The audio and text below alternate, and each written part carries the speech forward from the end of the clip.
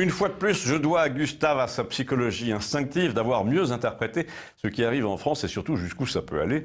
C'était ça notre sujet de discussion l'autre jour. Est-ce que ça va s'arrêter? Est-ce que la perspective d'envoyer une liste européenne sera suffisante pour faire taire les fameux gilets jaunes? Et surtout, est-ce que, dans son bon sens d'ex-spécialiste de l'action de gauche, il pouvait deviner comment allait tourner cette histoire de grand débat national qui sentait quand même un peu son enfumage?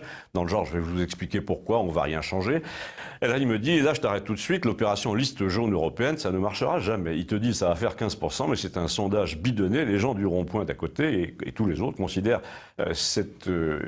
ça comme une idiotie. Et d'ailleurs, à propos d'idiote, j'ai oublié son nom, il y a cette fameuse traîtresse, là, ils n'ont pas oublié, il y a 15 jours, elle voulait toucher un salaire à la télévision, et maintenant, la voilà tête de liste. C'est n'importe quoi. C'est comme aussi l'autre folle, me dit-il, qui nous faisait des selfies en gros plan au début. Elle avait un petit visage de faux cul, déjà, celle-là, je la sentais pas dès le départ. Eh ben, ça n'a pas manqué. Il y a 15 jours, elle lance un appel à ne pas manifester. Et là, elle t'annonce qu'elle adhère au parti de Macron ou qu'elle fonde le sien, je ne sais plus.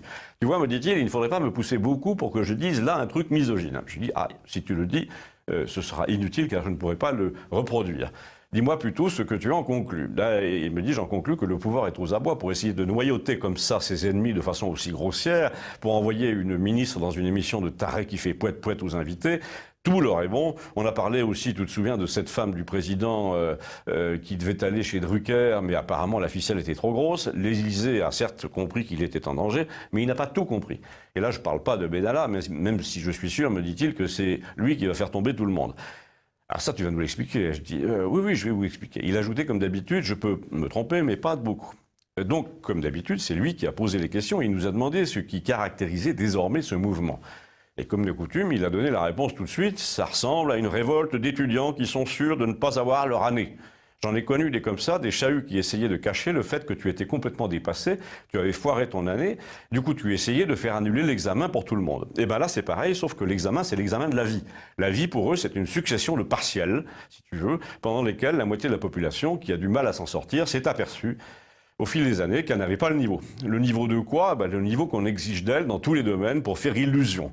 Beaucoup d'entre eux sont au bout du rouleau, ça fait des années qu'ils essaient de donner le change, mais ils s'endettent financièrement, moralement, ils mentent surtout sur leur dernier salaire, leurs compétences, leur CV, ils se font virer de partout, personne n'en veut, même leur voiture ne passera pas le contrôle technique.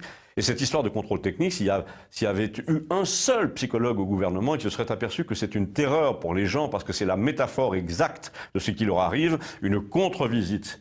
Mais comment je vais faire, se disent-ils, j'ai pas d'argent, je dois me servir de ma voiture. Pour la vie, c'est pareil. Je ne suis plus au niveau, je rame, je suis à sec le 15 du mois. Comment je vais faire? C'est très dur quand tu rentres chez toi et que tu mens à ta femme ou à tes enfants en leur disant qu'il va y avoir des licenciements économiques, alors qu'en fait, parallèlement, ils embauchent.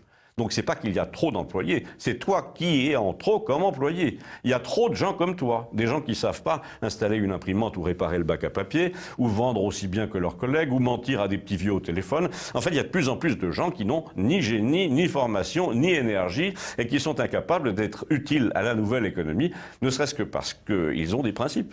Du coup, comme ils savent que la machine veut les tuer et qu'ils vont vers la faillite personnelle, ils veulent enrayer la machine avant. Et dans ce raisonnement, Macron ne répond jamais à la première inquiétude qui est « à quoi serais-je bon demain ?» Et la réponse est « je ne serai bon à rien ». En tout cas, à rien de ce que veut le système. Je ne sais déjà pas remplir ma déclaration en ligne, je ne sais ni parler ni écrire, j'ai un ordinateur qui rame, la DSL est nulle dans mon quartier, et on voudrait que je fonde une start-up par Internet sous prétexte que j'ai 32 ans, mais je ne saurais jamais faire. En plus, je suis déjà endetté jusqu'au cou.